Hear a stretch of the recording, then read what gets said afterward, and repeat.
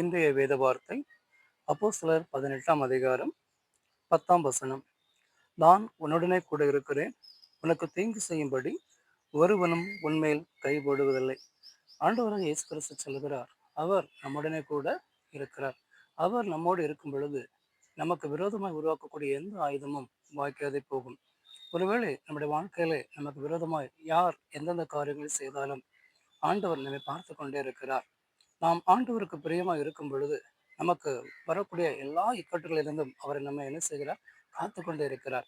நம்முடைய பிரயாணத்திலும் சரி, நம்முடைய வேலையிலும் சரி, நம்முடைய எதிர்கால வாழ்க்கையிலும் சரி, நம்முடைய பிள்ளைகளுடைய எதிர்கால வாழ்க்கையிலும் சரி, அவர் என்ன செய்கிறார், நம்மோடு கூட இருக்கிறார். அவருக்கு நாம் பிரியமாக இருக்கும் பொழுது சகல ஆசீர்வாதத்தையும் நமக்கு கொடுக்க வல்லவராய் இருக்கிறார். அதே போல நமக்கு ஒருவேளை விரோதமாக ஏதாவது தீய காரியங்கள் செய்ய நினைத்தால் கூட ஆண்டவராக இயேசு கிறிஸ்து அதை என்ன செய்கிறார், அதை முறித்து விடுகிறார். இதிலிருந்து அவரை நாம் எருக பிடித்துக் கொள்ளும் பொழுது அவர் நம்மோடு கூட என்ன செய்கிறார், பிரயாணம் செய்கிறார். ஆமென்.